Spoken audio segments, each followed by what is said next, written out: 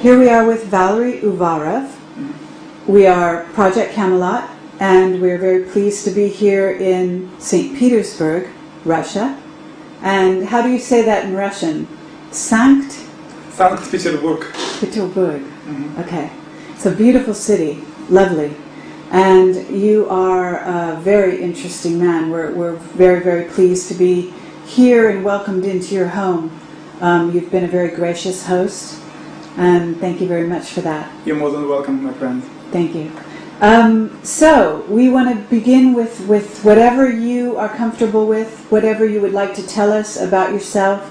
To begin with, we would be curious as to your history, how you came to be where you are today. We know that you're working with the government. Is this true at this time? Well, yeah, more or less. Okay. Actually, everything was changed in my life on 1989. Before, I was a professional musician, I was studying as a mathematician, and also I was studying as an artist, or a painter. But at that year, when I suddenly noticed that the music I play, the whole life I'm living on, is a little bit different to something that is going on in reality around me. I have just understood that our civilization, our planet, has a certain or kind of problems, and it was a choice for me whether I play music as I did before, or I will try to take my part in the solution of that problem that I saw around me in this life. And I made a decision. On that 1989, I have visited a UFO conference here in Russia. And I met a lot of very interesting people and investigators over there. I have a lot of interesting stories. And something just changed in me. Everything was turned upside down. And I decided, I deny music, I deny everything in my life. And I decided to be fully devoted to investigation of UFOs, actual history of our planet and our civilization, and trying to take my own part in making this life, our civilization, better than it was before. So, were you prompted to go to this UFO conference because you might have had an encounter with the visitors, if you would call them that, prior to that, consciously, or was this unconscious that you were prompted to go to the conference but you weren't sure why? In my childhood, I have encountered someone, but at that time I didn't realize what took place. For me it was like something, well, maybe usual. Strange, but usual. Then I started to see strange visions, universe, flying spacecrafts, the other things. I was, crazy about any films, any books about, extraterrestrials and, fantasies. Probably it was always inside of me. I see. But on that year, 1989, it was like a deformation and transformation. I have suddenly clearly understood, that this new way is the real way for me. How old were you then? Do you know? Well, it approximately? Approximately. Yeah. It was 36 years. Ah, really? Just 36 years. And everything was changed. And I'm happy about it, I tell you. But really, now I'm a very lucky man. I do what I love to do.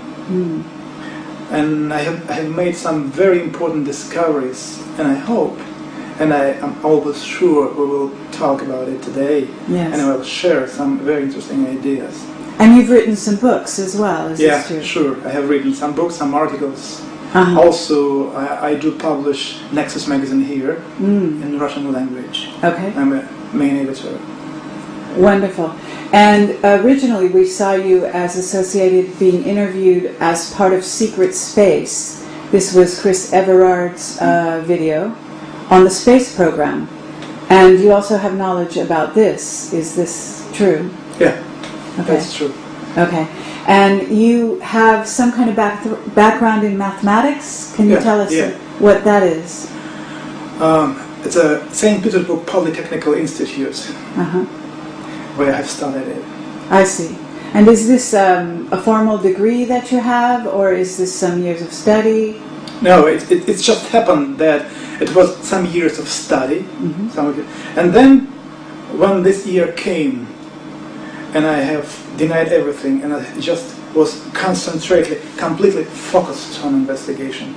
So I left everything and started to do what I started to do. But at the same time, being a musician, professional musician, a painter, and well, on one hand, a mathematician, it's much easier for me to understand what's going on. I can see one event, or let's say object, from three different point of views. As a musician, as a mathematician, well, it's much easier. So you have the artistic side, you have the scientific side. Yeah. This is very interesting. And then you have, what would you say? I mean, the music and art and mathematics. This is a lot of similarities, right? On one hand, yes. On one hand, I can look at things very freely. I'm not hidden in a small box of a science. You know, right. Mathematician can look at the world just like mathematician. Okay, me not. I'm trying to see the event from the different point of views, and it's understandable for me, especially now when I need to see something hidden behind, for example, some events in the history of our civilization. I need to open mind and try to understand what stood behind this event. So I need to have a very broad view, and to be a musician and artist and mathematician, it's very, very useful. Now, your current job or title within the UFO, the government, and do you have a title? You know what I'm saying?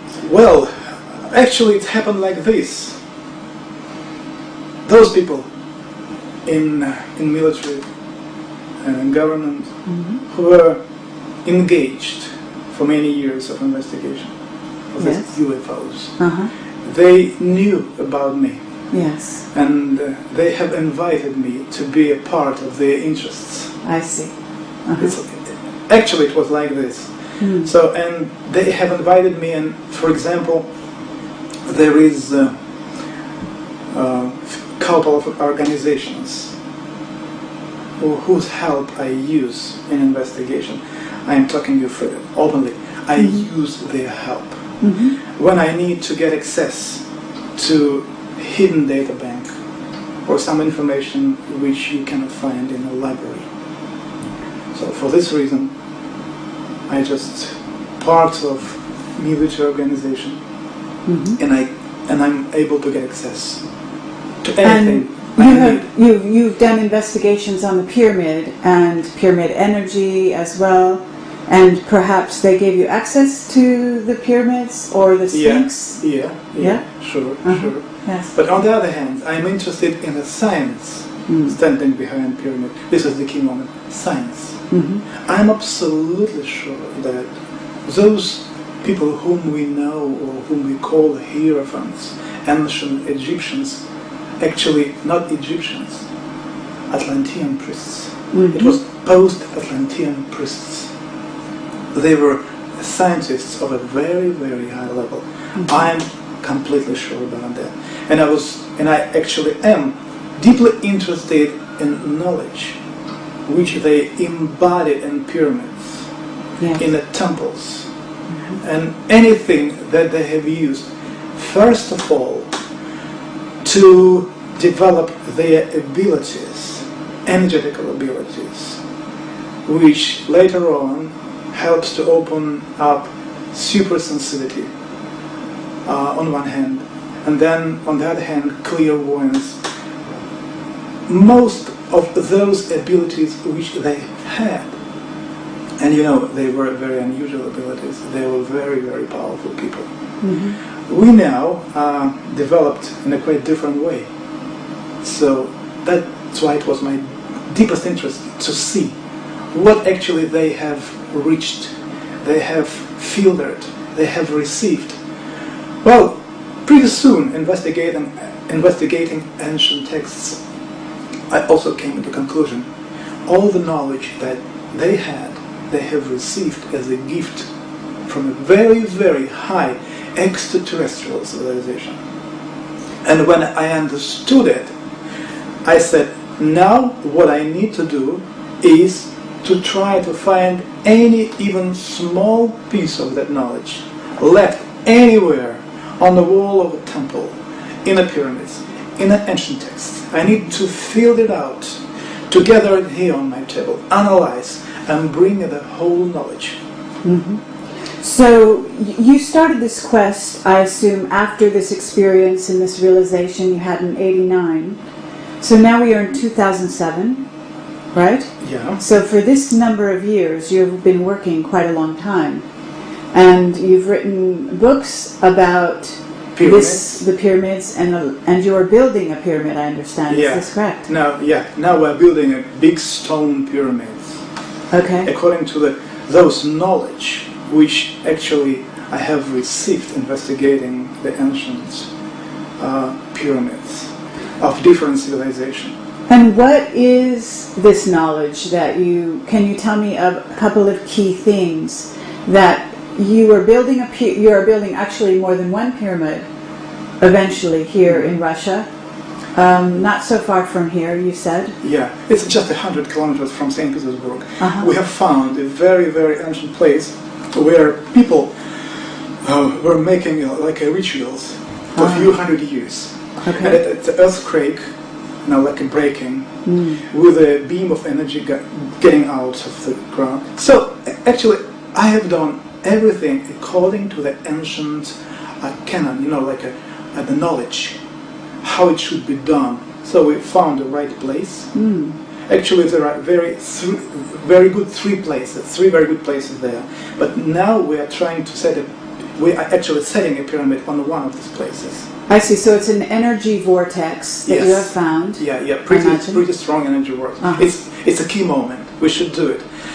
But at the same time, I came to a strict conclusion that what we actually know, our civilization knows about the pyramids and their effects, it's almost nothing to reality in comparison to reality. Okay.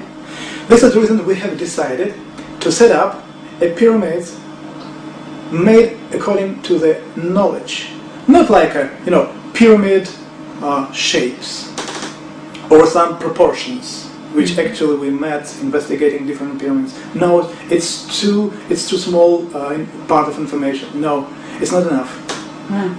There should be much more. First of all, when the ancient priests were constructing the pyramids, they were doing it trying to tune on a certain person. For example, for Pharaoh or a priest. The Cheops pyramid is quite different instrument. And I was always interested in what knowledge, what made this pyramid a powerful instrument which could not only influence your energetic system, develop your abilities. First of all, how to get access, now listen very attentively, to the parallel dimensions of the earth and time. Yes. It's a key moment because there you can find information about the history of planet Earth, and not only about previous time, also about our future. So you can get something that you even cannot imagine. This is the reason why I have devoted the whole book, which I just wrote and published here in Russia. It's the name of the book is the Pyramids. Okay. It's this one. I think it's going to be the same cover in English language too. I think this book will be published in English language in the nearest future. Mm-hmm. And there you can see the translation of the ancient texts. You will feel and understand the interests of ancient priests, why they spent so many years and so many, money also, just to set up a huge pyramid. Why? Just to bury pharaoh? No. It's quite for different purposes. Mm-hmm. And we have decided to get the same possibilities now setting up this pyramid. So we have found a place. We have found a knowledge.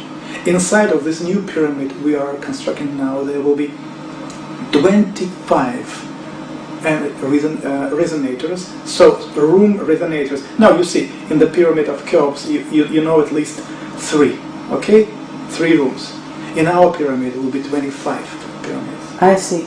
But are you talking about also using the crystals, and the power of the crystals? We are going to set up there energy sources. Mm-hmm. Not just crystals, it's energy sources.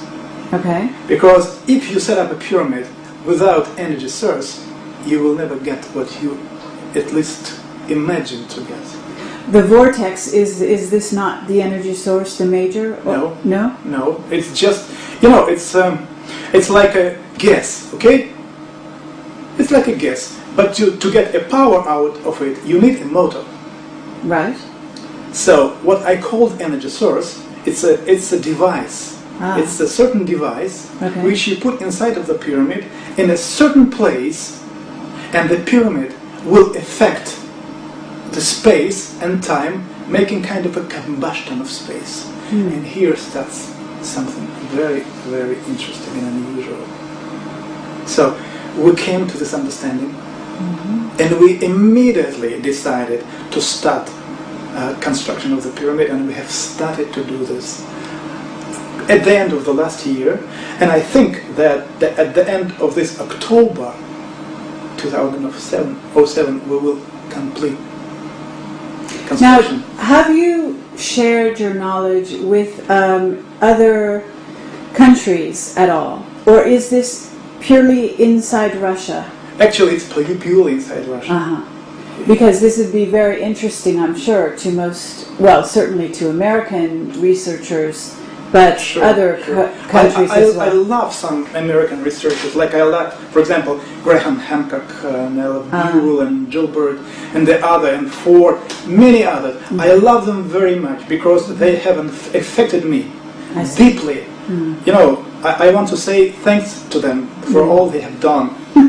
And, at the same time, they brought to light, to people, some very unusual ideas, saying that, listen, just look attentively on the pyramids, or look attentively on some other things. They just point out that there is something unusual, but mostly they were not giving an answers. Right. Okay. What I'm doing, I'm trying to give an answers. More or less, I'm lucky to find an answers. And the book, The Pyramids, it's the book having an answers. Now, you mentioned over our short, lovely meal that we had, that you had sort of some interactions with these visitors that kind of guided you on the journey that you're on now. Is this right? Yeah, and gave you sort of some insight into where you should go with this. Yes, on the one hand, yes. And you call them, what did you call them? I would call them visitors. Okay. To say extraterrestrials, on one hand, you can call them extraterrestrials. But on the other hand, when you start to understand how actually this space is constructed, you come to understanding that the most distant place in our galaxy is less than 1 minute to go to the Earth. Less than 1 minute. it means, well, according to what we know about our planet, and in comparison with the period which our civilization is now here on this planet, this the people, human people, are visitors here. They are so long, so many times, so many thousands of years here, controlling the situation. So I would say them as those people who is trying to keep the whole situation on the planet in a certain path. So when I met these visitors in my life for the first time, it was pretty long ago.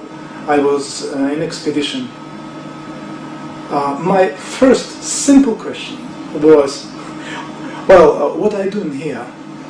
As on that moment, as any normal citizens, normal people, even in America, just having ideas about their abilities, they are flying, they have so unusual possibilities. Well, what they're doing here? What is their interest? The answer was pretty simple, and at the same time, this answer just turned up my life. One of those whom I saw said, if you want to understand our interests, you should learn the history of your civilization, your pre-history. Then you will understand our interests. From that moment, I started to do my best investigating the history of our civilization. And now I can tell you, I came to understanding what took place and what their main interest is in. Okay, what is their main interest, do you think? Is it in the future and future events that they feel are coming down? Or is this a genetic interest in our species? First of all, I would like to explain to you that if you want to get just one answer, you will never get the right answer. It's, on the one hand, it's pretty complicated. Okay. Then, if you at least would prefer to make a shortest step forward to understanding, what I would recommend to you is just take, if you can, and understand that there are no past and future. There is only present. Now. What's going on now? For me, at the beginning, it was like nothing. I thought, what it means? Not past, there is no future, everything is going on now. I had to investigate and to be inside of this, situation for pretty long time. And then, when I understood how it works, and it's really so, then you start to deeply understand that if you plan, if you want to change the planet, the humanity, actually something for better, develop it in a right way, you need to know what took place over there. And at the same time, you need to know what will happen for us in our future. But as soon as this future for us is actually already taking place now. So, from your future, you can go and get into contact with you in the past. Just to help yourself to change something in your life in the past for better. Then, if something will happen different, your present will be changed. And future will be changed for better. It's only one way. So what they are doing here, they are trying to keep and to somehow control these multiple dimension events of our life, so that we would understood how it's all constructed. They never interfered. They only can give you just a small, tiny idea. So just a hint. And then, if you are a right person, you should understand what you will do then will be your personal responsibility. for the future. It's not like this, like some teachers or people say, well, extraterrestrials and gods, they are so perfect, they will control me. Even if I will make a mistake, they will help me to correct my mistakes. And no, it's not, in reality, it's not like this. What they can do is just to give some hints. But then you take your own personal responsibility.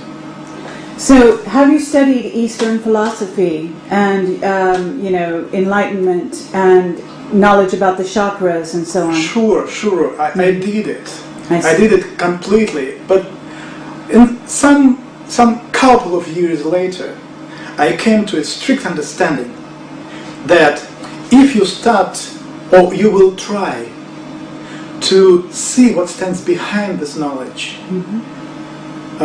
using the knowledge, for example, of Buddhism or Hinduism, you will never ever get reality.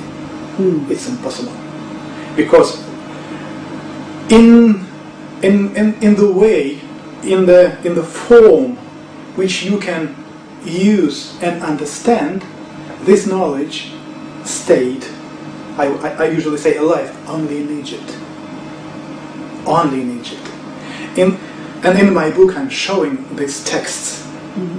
If you take Hinduism or Eastern tradition, it's so deformed, it's so already turned in different parts and pieces, you will never ever get the understanding of reality. This is the reason why I deeply dived, I would say, in Egyptology, working with text, because there you can see the beginning of the whole story. And in this book, for example, I gave already this very, very old knowledge that was named or called in ancient times Kabbalah. This is the knowledge of a unity of construction of human and universe. How it's constructed, actually, it's one and the same thing. So if you want to understand it, you should start from the beginning. And this beginning, not deformed beginning, you can find only in Egypt, nowhere else. Now, when you said you were contacted on an expedition, were you in Egypt at the time of your contact? No, in Siberia. Siberia? Yeah, it was expedition connected to my investigation of Tunguska case. Now, we want to hear about this, Tunguska, because you have just written a new book about this. Is that right? Actually, I'm going to finish it.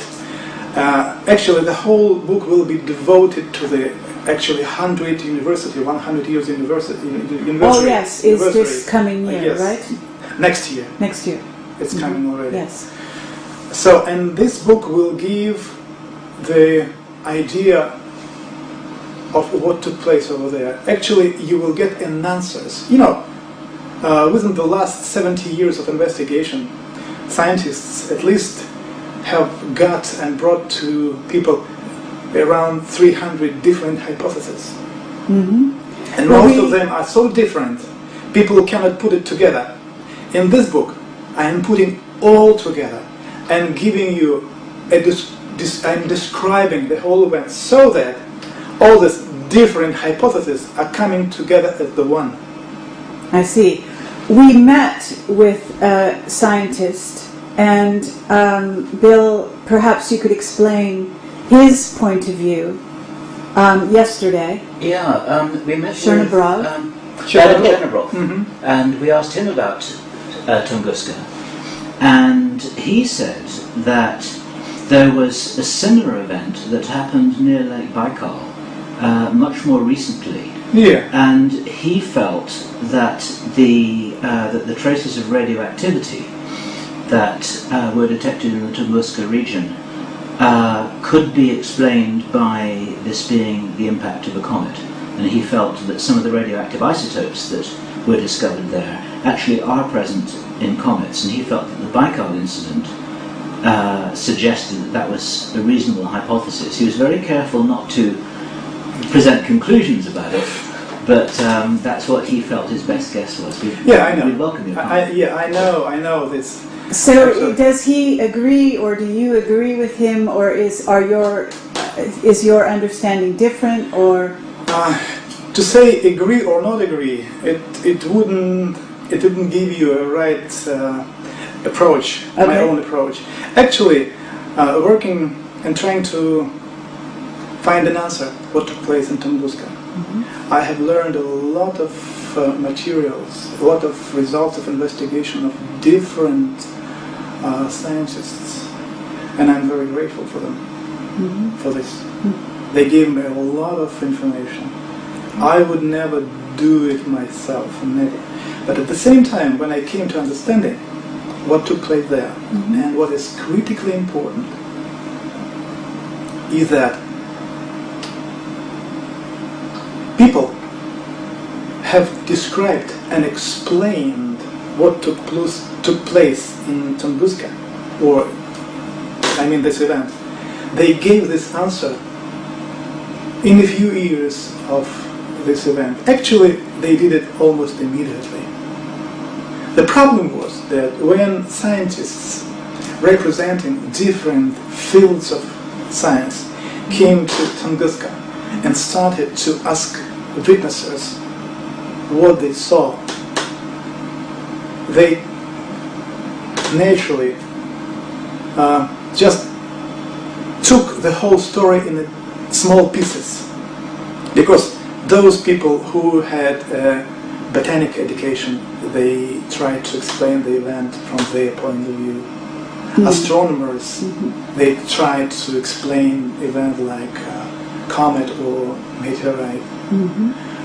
Geologists, they gave their own understanding. So they tear up the whole story into small pieces. More than 300 small pieces. Okay. But at the same time, you should understand, because that event was the one event. And there is only one truth stands behind it. And actually, if you would just ask yourself, you would agree that something, well, on one hand, pretty simple took place, which we cannot see, because all traces are there. In Tunguska area, everything is there. And if we do not see these traces, it doesn't mean that something else took place there. The whole story, the whole explanation, on the one hand, is out of even possibility for human people to accept their reality. Okay. What I would say at the beginning now, shortly, that was meteorite. Okay. Yes, that was meteorite. But this meteorite was carrying a dangerous bacteria. And somebody shut it down, destroyed it, as they did it many, many times. And they do it each century for a few times. When I was investigating, the documents, I found a very interesting story. Listen. Shortly, when Stalin had learned about the Tunguska case, and especially Lavrentiy Beria, it's a very, very special man who was subjected to investigate and to influence development of nuclear weapons in Russia at that time. He has gotten information about unusual event, looking like a nuclear explosion, but took place in 1908. So when they have investigated pictures, they sent an expedition, military expedition, to that area. And those military expedition was, well, in a civil dresses. They had only one task: to gather information. And now look, when they asked some people in the area of explosion, people said, very, very shortly after explosion, the local indigenous people saw a group of strange visitors having very highly developed equipment on them on 1908, investigating soils. So they saw them. Tell me who they were. Very highly equipped people on 1908, who they were. It's just a short beginning. But at the same time, I can tell you, reality is amazing. Amazing. There are somebody who is preserving the planet Earth because of this meteorite having dangerous bacteria. I see. Somebody have created, like a constructed, what I personally call like an installation. Part of this installation is in Siberia, and it's active. On the other hand, and I'm very sorry about it, one of the device having close connection to this installation is situated in China, and China already found it, and they are investigating it. Are you saying they have something that contains this bacteria? No, they are investigating a part of equipment that was shooting down meteorite. So is this the visitors? This is the visitors' equipment, is it not? Yes. I know exactly. They found it, and they do investigate it already. Right. And in the nearest future, you will be a witness of a jump of, development of some technologies in China. Okay. Much more, the advanced that you even can imagine. Unfortunately, they do it, investigation in Russia. No, still not. How did you find this out, though? Can you tell us? Well, if you will, if you will allow me, no, okay. I will keep it, okay? Okay. But believe me, they already do. Okay, this is. We have a lot of this material over Siberia. A lot. I would say thousands of tons of these materials.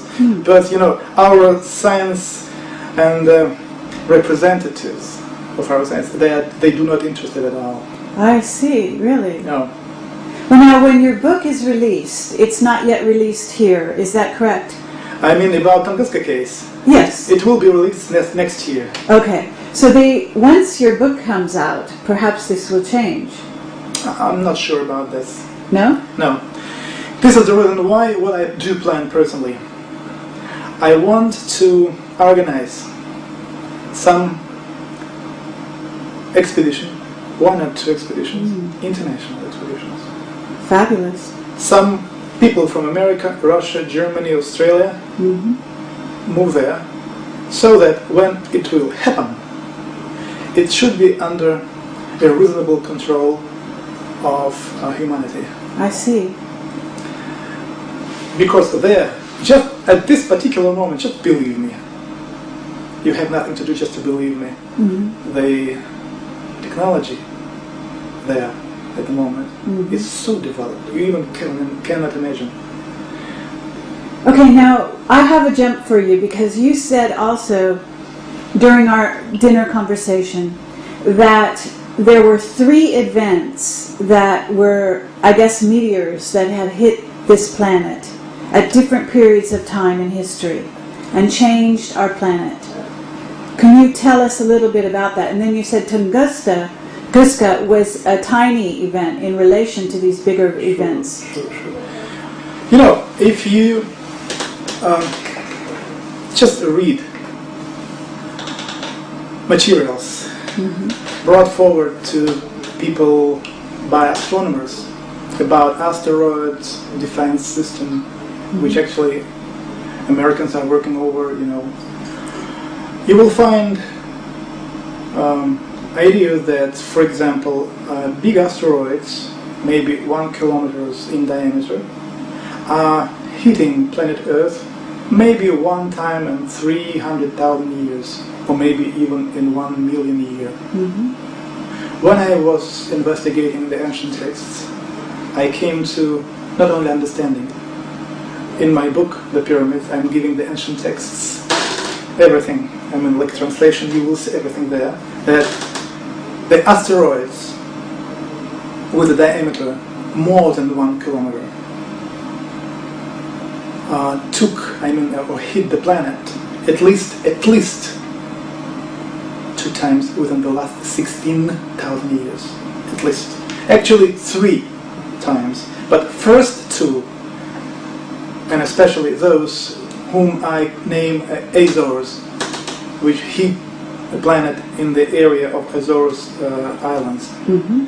It took place exactly 13,660 years ago from the autumn of this year. Exactly. And in the book I'm giving exact calculations and ancient calendars, Right. showing you exact date when it took place. Now, are you saying that this might be a cyclical event? Yeah, this is, you did it, my friend. Great, great. Mm-hmm. This is the most important idea, that those ancient calendars, Mayan calendars, and some of the ancient Egyptian calendars, which I call like a catastrophic calendars, I would say like this. Okay. They are giving information about the periods when huge asteroids are hitting the planet Earth.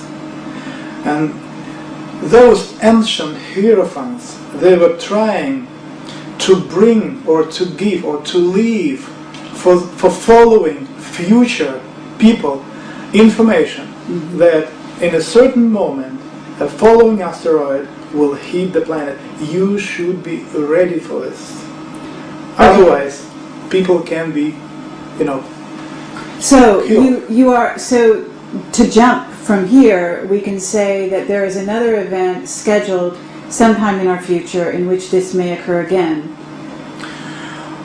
I would say that the most interesting and unusual event, which is ahead of us and very close, very, very close to us. And are you saying the Mayan calendar 2012? Right. Around this time? Yes. Now, is it your understanding? I don't know if you've studied the work of Zecharia Sitchin. Yeah. I know his work very, very good. And are you talking about the return of Planet X? Are you talking about the dwarf, the brown dwarf, which is talked about by scientists because we have some contacts who are talking about what they call a brown dwarf, with a planet that is accompanying it in a circular orbit. This orbit being a very long, elongated, 26,000. I know years. this. This is not what you're theory, saying? very, very good. Yes. No, the reality is quite different. Okay. Again and again and again, even now, at this moment, I would like to repeat again. What I'm working with are the ancient texts, Yes. which you can use and read and interpret. These ancient texts say that 13,660 years ago, when Azores asteroid hit the planet Earth lost its orbit and started to fly away from the sun. Somebody whom we call now as the curators, somebody took a huge part of destroyed planet Moloch, which this huge part of this planet now we name a moon. And this ancient text, Egyptian texts, give you exact description, so that somebody took this huge part, or this piece, took it into magnetic field of the planet Earth, increased the mass of the planet Earth, and fixed the planet where it is now. Before, planet Earth was moving around the Sun with a period of 360 days. When it moved away from the Sun, and it was fixed there with the help of the Moon, now we have 365 days. So, right after that, they have created Venus and put Venus where it is now, ancient texts. Even Mayan calendar said that the Venus was created 3,113 years before Christ. Okay? Okay. So with everything we heard. But what took place also? Those who were living on Mars, and ancient texts say exactly, those who gave the knowledge to the previous civilization, they were from Mars and Marduk. But now we see these planets are, Marduk is destroyed, we have an asteroid belt around, no planet. I see. Mars was attacked by asteroids, lost its atmosphere, moved away from this original place, but that somebody had fixated him. Also, it's there. But those who lived on those planets, they have moved to one other planet of a solar system. I don't know how, but the idea is that this planet now is on the same orbit as the Earth, but right behind the Sun.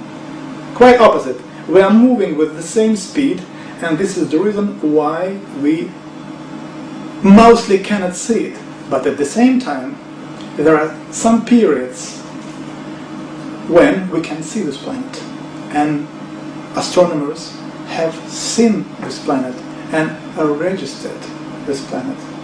And in my book I am giving the full description of those events.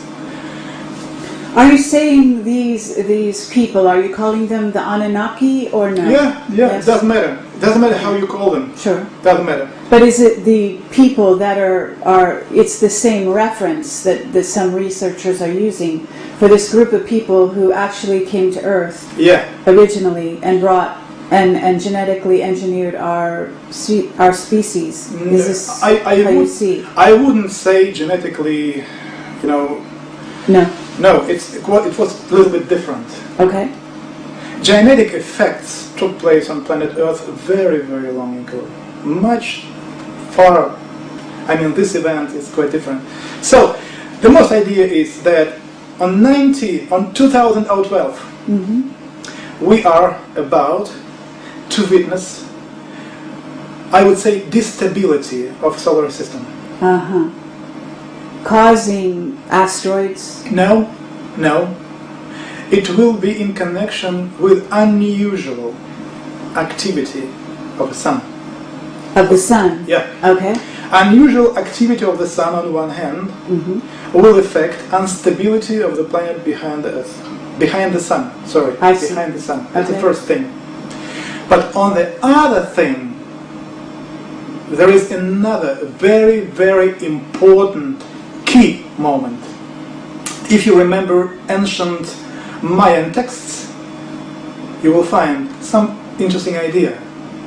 This texts say, previous star teachers will go away, and new ones will come here. And people I'm working with, we have found and understood a mechanism, what stands behind this. To understand this, we need to add, to give idea of a certain energetic mechanism of the planet Earth, which is closely connected with time and space.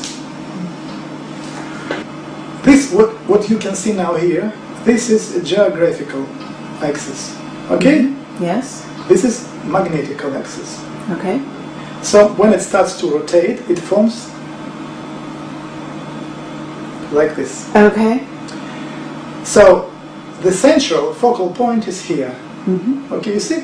Mm-hmm. This is the 30 and 35 latitude. This is exactly where all civilization of the former world have developed. China, Egypt, Mayan, everything is here. Okay. So now look, investigating scientific materials, we came to understanding that this part, when it goes wider or different way, this pulsation here and here has a period of 4 years. 4 years period. But now something very unusual started to take place. This part started to go wider, and this focal point started to move to the north. Okay. On 2012, this focal point will move on the northern pole, and field of time and space will be opened. And this is here we will be witnesses of appearance of a stargate. Okay. Stargate. Uh-huh. Through this stargate, former teachers will go away and new ones will come. And everything, all this event will be closely connected with activity of the sun and appearance of instability of the planet behind the sun. So we are about not only to see this planet, and it means we will be very close to start a reasonable, understandable contact with our predecessors. Mm-hmm. So are you saying that also the movement of, if I understand it correctly, our galaxy close into the center of the galactic plane, do you see anything what you of mean, this influence? What you mean when the solar system fly through the galactic plane, this is the moment when we go through meteorite flow and asteroid flow. I see. And that's why periodically we move through it and we have these asteroid impacts. But what I'm talking now has a quite different period. I understand. Quite different period. Okay. But a very unusual period. And are you saying we're going into a different dimension? Not we. We will be here. We are here and we will stay here, where we are now. Right. But those who was controlling the solar system, I mean curators, we will be witnesses how they will go. Someone will go away, and new ones will come here. Will come out here. I see. But who are you working with? If you can tell me your team, is this scientists, philosophers? All of them, but mostly scientists. Scientists. So there's scientific basis for this understanding. Yeah. This is what I'm giving you now in a simple way. It's pure science. Okay. Pure science. I understand. So the stargate that's opening up, is this at the North Pole, you say? Yes, North Pole. And what kind of preparations are you making? Is this part of the reason why you're building the pyramids? To on one hand, bring on the energy, facilitate No. First of all, what I would say, first of all, what will take place on planet Earth will critically affect human health. Okay. Those ones who will have, to this moment, not good health, they will be dying of heart attacks, blood vessels problems, Okay. We came to understanding, it's a key moment, those people who is developing inner abilities, energetic abilities, clairvoyance, something like this. And in case if they are doing it without knowledge, which that was left behind by ancient priests, 70% of them, even 80% of them, are dying from cancer. What it means and how it happens. An answer is in the field which we can now try to explain. Look, when somebody starts to meditate, trying to get a cosmic energy, okay? You start to meditate and like imagine the energy is coming into you and it happens. That's all right. When you are a bearer of this energy, okay, your own inner biological time is slowing down.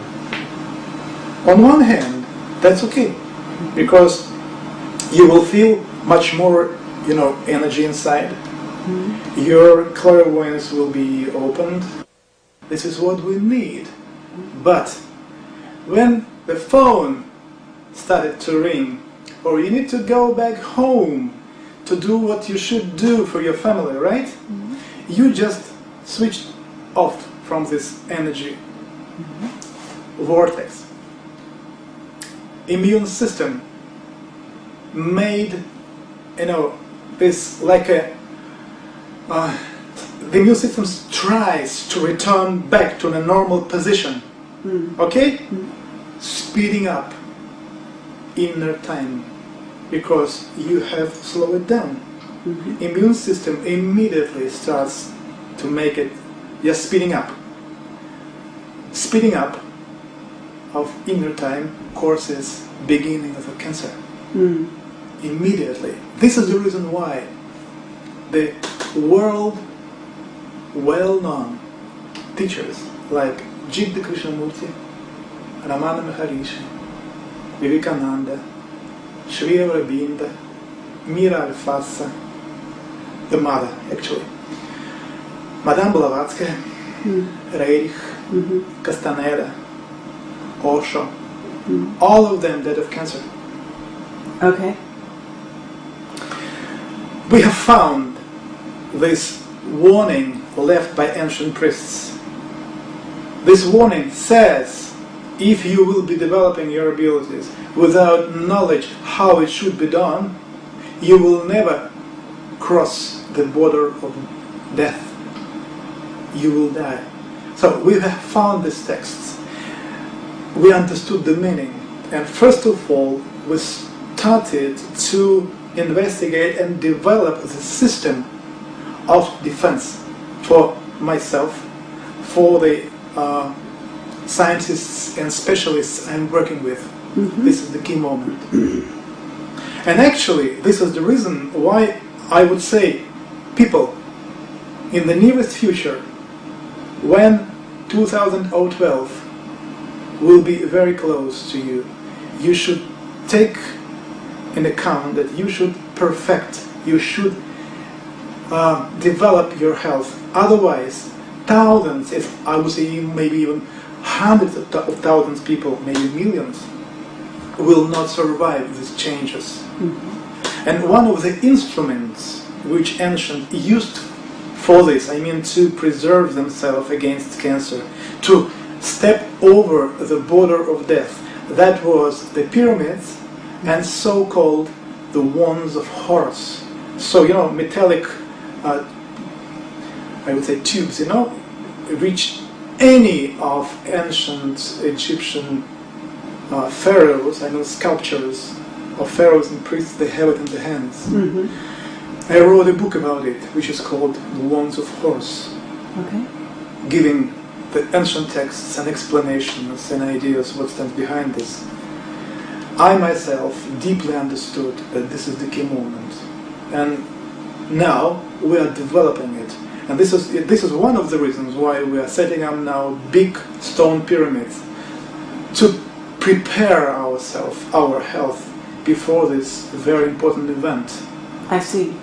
We should be prepared, otherwise Well, is this not also, first of all, the pyramid is considered an ascension, a machine for an ascension. Mm-hmm. And in a sense, what you're talking about is this ability of the body to ascend spiritually through the use of this medium? No, I wouldn't say like this. Everything is much more simple. Okay. When you are talking about ascension, Yes. in reality it's different. Mm. No, I would say everything is much more simple. What you need to do is to correct two flaws of time, which actually we call like yin yang ba ka.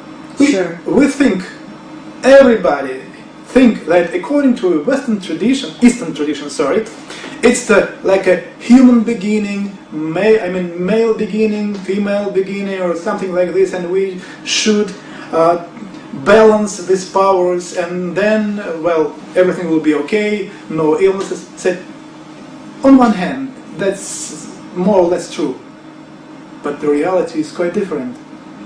This yin yang are two flaws of time moving to each other. So if these flaws of time are balanced inside of you, you get a very interesting effect. You conservate your biological time. And then you can live 100 years, 200 years, 500 years, 1,000 years, no problem. But it should be balanced. Time. Pyramid is correcting time.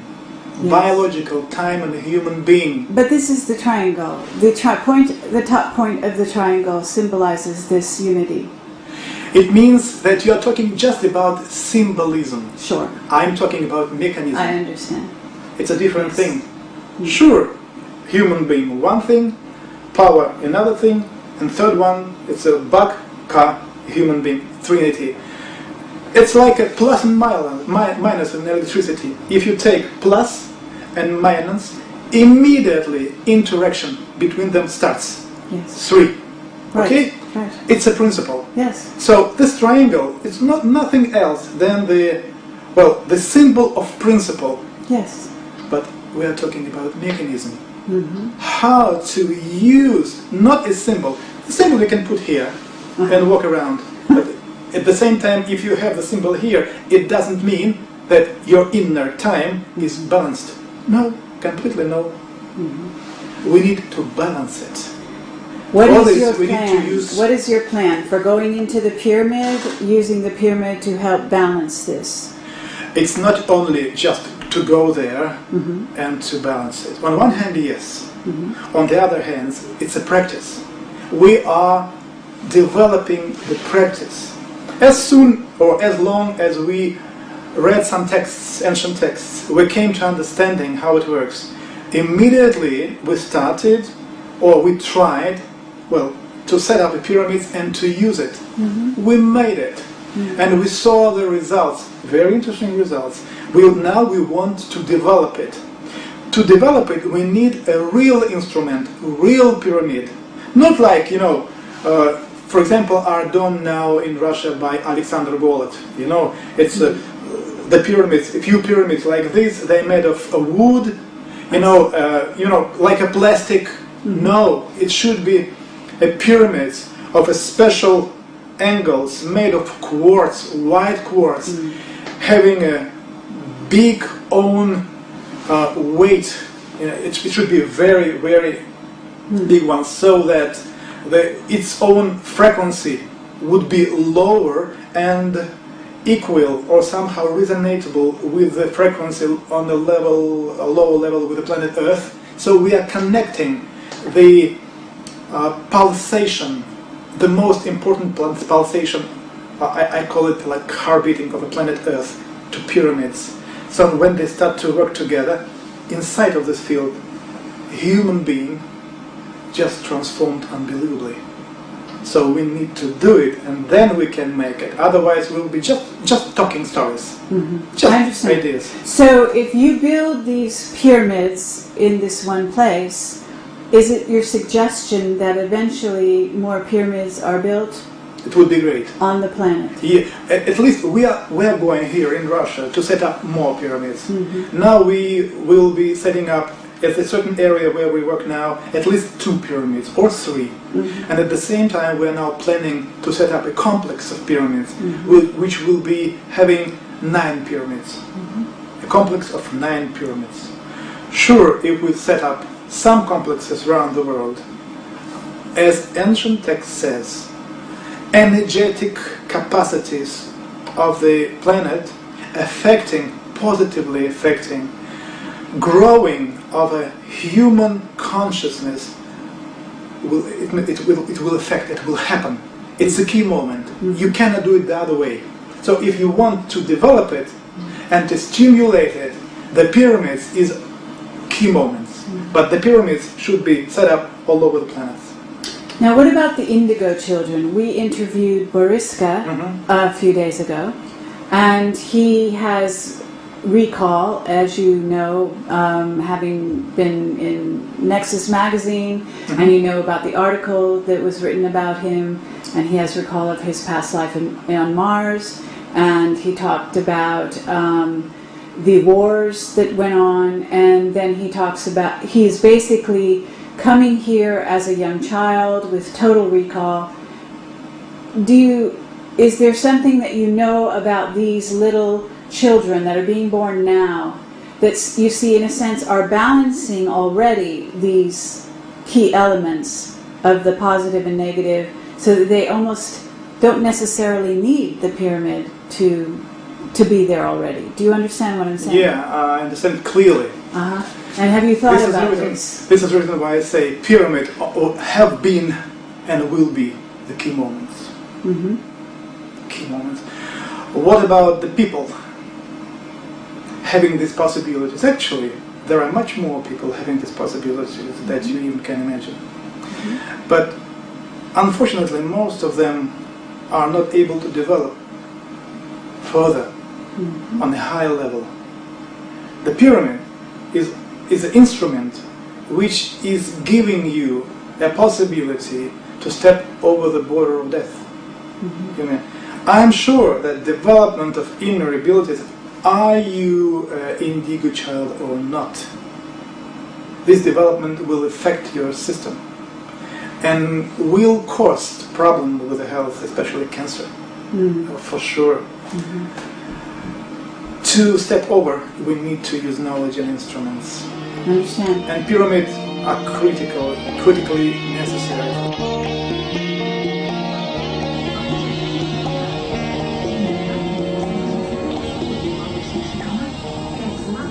И много-много молока, поэтому он так хорошо подходит для подзарядки. Киндер-ган, сила злака, энергия молока. Когда блеск моих волос такой страшный, я... Extraterrestrials and, fantasies. Probably it was always inside of me. I see. But on that year, 1989, it was like a deformation and transformation. I have suddenly clearly understood, that this new way is a real way for me. How old were you then? Do you know? Well, it approximately? Approximately? Yeah. It was 36 years. Ah, really? Just 36 years. And everything was changed. And I'm happy about it, I tell you. But really, now I'm very lucky man. I do what I love to do. And I have made some very important discoveries, and I hope, and I am always sure we will talk about it today. Yes. And I will share some very interesting ideas. And you've written some books as well, is Yeah, this true? sure. I have written some books, some articles. Also, I do publish Nexus magazine here in Russian language. Okay. I'm a main editor. Wonderful. And originally we saw you as associated, being interviewed as part of Secret Space. This was Chris Everard's video on the space program. And you also have knowledge about this. Is this true? Yeah, Okay. that's true. Okay.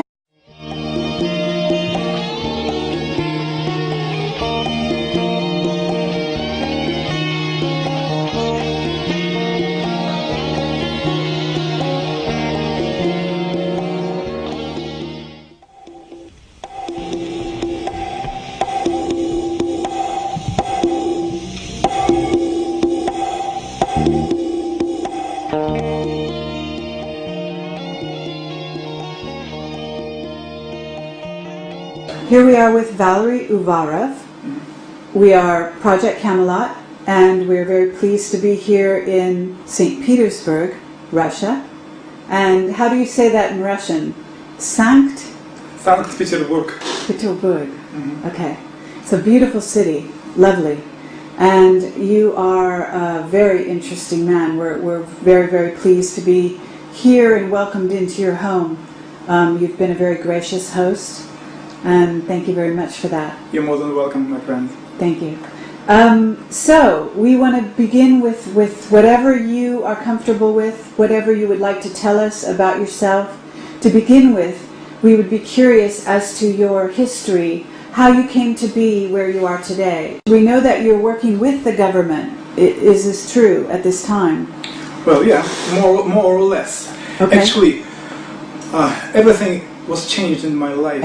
And you have some kind of background in mathematics? Can you tell us what that is? It's a St. Petersburg Polytechnical Institute where I have studied it. I see. And is this a formal degree that you have, or is this some years of study? No, it just happened that it was some years of study, and then when this year came, and I have denied everything, and I just was completely focused on investigation. So I left everything and started to do what I started to do. But at the same time, being a musician, professional musician, a painter, and well, on one hand, a mathematician, it's much easier for me to understand what's going on. I can see one event, or let's say object, from three different point of views. As a musician, as a mathematician, well, it's much easier. So you have the artistic side, you have the scientific side. Yeah. This is very interesting. And then you have, what would you say? I mean, the music and art and mathematics. This is a lot of similarities, right? On one hand, yes. On one hand, I can look at things very freely. I'm not hidden in a small box of a science. You know, right. Mathematician can look at the world on 1989. Before I was a professional musician, I was studying as a mathematician, and also I was studying as an artist or painter. But at that year, when I suddenly noticed that the music I play, the whole life I'm living on, is a little bit different to something that is going on in reality around me. I have just understood that our civilization, our planet, has a certain or kind of problems, and it was a choice for me whether I play music as I did before, or I will try to take my part in the solution of that problem that I saw around me in this life. And I made a decision. On 1989, I have visited a UFO conference here in Russia. And I met a lot of very interesting people and investigators over there. I have a lot of interesting stories. And something just changed in me. Everything was turned upside down. And I decided, I deny music, I deny everything in my life. And I decided to be fully devoted to investigation of UFOs, actual history of our planet and our civilization, and trying to take my own part in making this life, our civilization, better than it was before. So, were you prompted to go to this UFO conference because you might have had an encounter with the visitors, if you would call them that, prior to that, consciously, or was this unconscious that you went, you were prompted to go to the conference, but you weren't sure why? in my childhood, I have encountered someone, but at that time I didn't realize what took place. For me it was like something, well, maybe usual, strange but usual. Then I started to see strange visions, universe, flying spacecrafts, the other things. I was, crazy about any films, any books about,